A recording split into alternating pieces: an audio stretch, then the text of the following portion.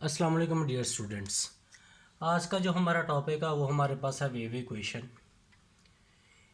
इसको समझने के लिए हम ऐसा करते हैं कि अगर हमारे पास कोई रस्सी है तो हम उसमें जब डिस्टर्बेंस पैदा करेंगे तो उसके अंदर हमारे पास एक पल्स क्रिएट हो जाएगी।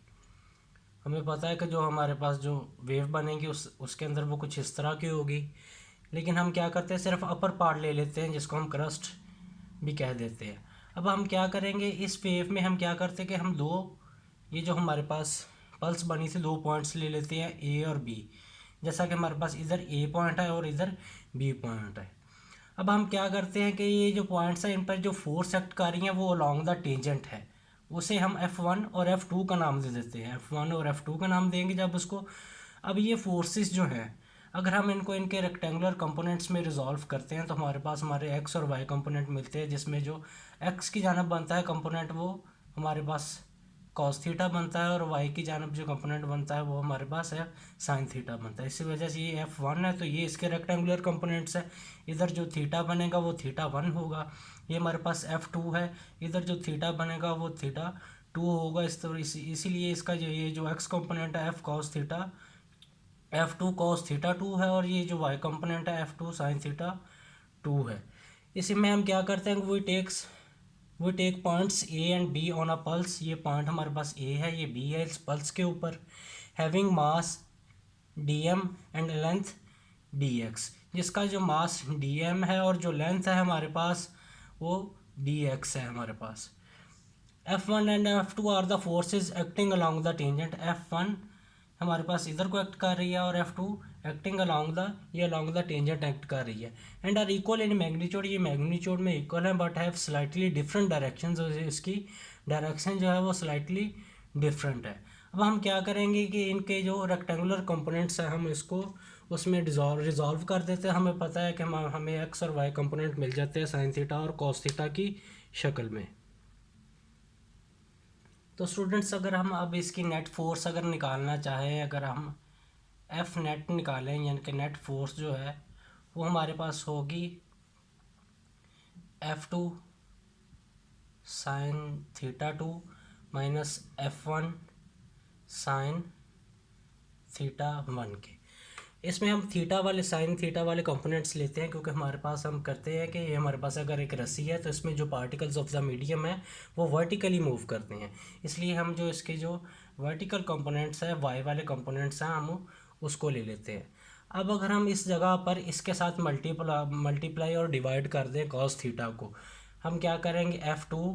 अब पहले हम इसको कॉस थीटा को इसके साथ मल्टीप्लाई करेंगे, ये हमारे पास कॉस कॉस थीटा जो है इसके साथ हम मल्टीप्लाई करेंगे।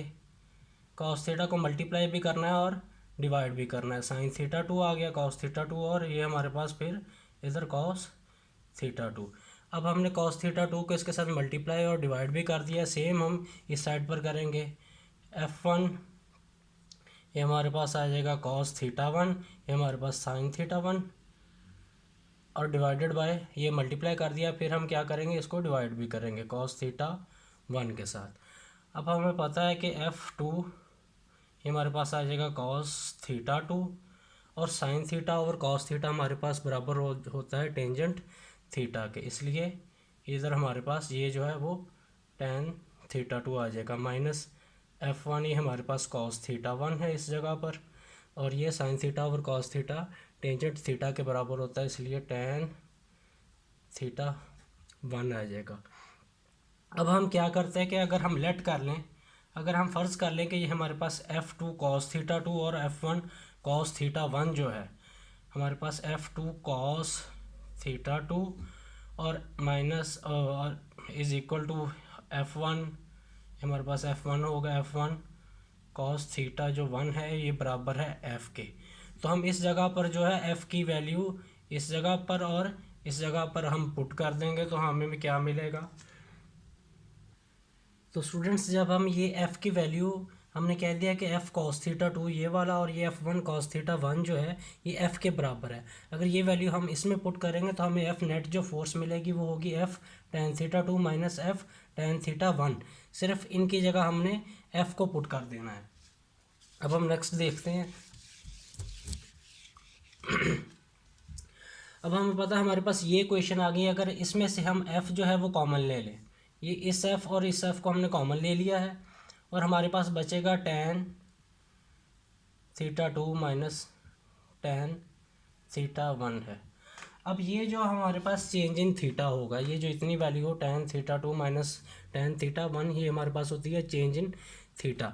इसको हम ऐसे भी लिख सकते हैं एफ डी tan थीटा के इक्वल, ये हमारे पास एफ डी tan थीटा के इक्वल आ जाएगा। ये हमारे पास जैसे हम लिख सकते हैं कि जो डी एक्स हमारे पास x2 माइनस x1 के इक्वल होगा। इसी तरह हम लिख सकते हैं ये हमारे पास चेंज इन एंगल है tan θ2 x2, इसलिए माइनस x1 tan θ1।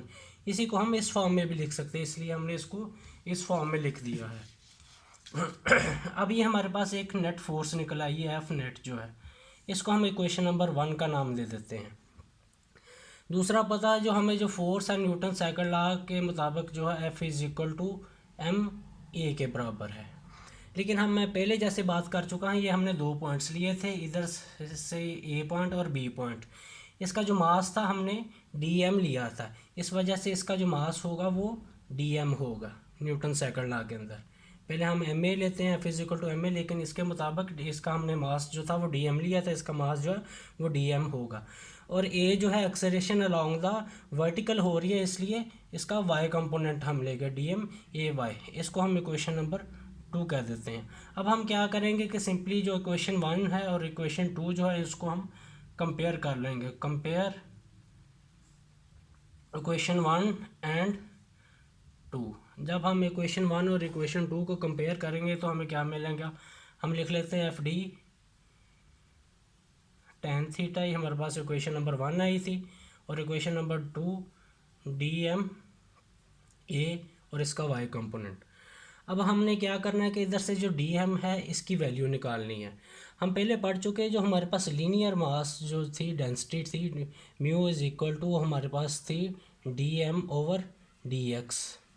ठीक है, इधर से अगर हम डी एम की वैल्यू निकालना चाहें तो हमारे पास निकलेगी D M is equal to mu D X के इक्वल आ जाएगा।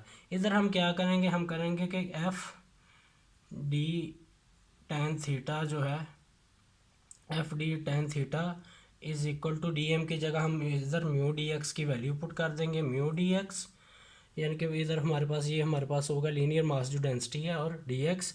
और ए वाई आपको पता है एक्सेलरेशन हम पढ़ चुके हैं, एक्सेलरेशन बराबर होती है D square X over D T square के, लेकिन इधर वाई कंपोनेंट है इसलिए इधर D square Y over D T square आ जाएगा हमारे पास। अब स्टूडेंट्स हम क्या करेंगे, इस डी एक्स को हम क्या करेंगे इधर ला के इसके साथ डिवाइड कर देंगे, और आई इस एफ को जो इसके साथ मल्टीप्लाई हो रहा है इसको इधर ले आएंगे। अब ये क्या बन जाएगा, ये हमारे पास होगा डी tan थीटा ओवर ये डी एक्स इधर डिवाइड हो जाएगा, उधर मल्टीप्लाई हो रहा है, और ये म्यू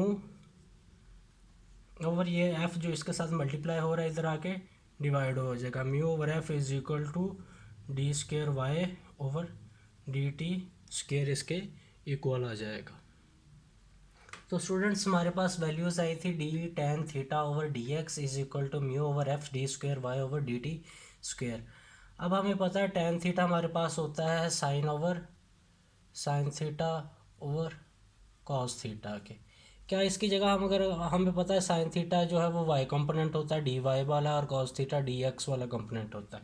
अगर हम इसको इधर ये वैल्यूज़ पुट करें इसकी, ये वाली D Y over D X वाली, हम लिख सकते हैं कि D Y over D X over ये D X is equal to, अब हमने म्यू ओवर एफ की वैल्यू यहाँ से मालूम करनी है। हम पहले पढ़ चुके हैं जो वेव स्पीड में हमारे पास v is equal to F over mu under root था। अगर हम इसको v स्क्वेयर कर ले हमारे पास f ओवर म्यू रह जाएगा। अगर इसका हम रिवर्स करेंगे 1 ओवर v स्क्वेयर कर लें तो ये हमारे पास म्यू ओवर f के बराबर ये वैल्यू आ जाएगी। इसलिए म्यू ओवर f जो है वो हमारे पास 1 ओवर v स्क्वेयर के बराबर है, इसलिए यहाँ पर 1 ओवर v स्क्वेयर की वैल्यू पुट कर देते हैं, और ये D square Y over D T square हमारे पास ये आ जाएगा। अब हम क्या करेंगे, इधर से हमें पता है ये हमारे पास हो जाएगा D square Y over D X square is equal to 1 over V square D square Y over D T square. तो स्टूडेंट्स ये हमारे पास एक वेव इक्वेशन हमारे पास आ जाएगी। So that's the wave equation.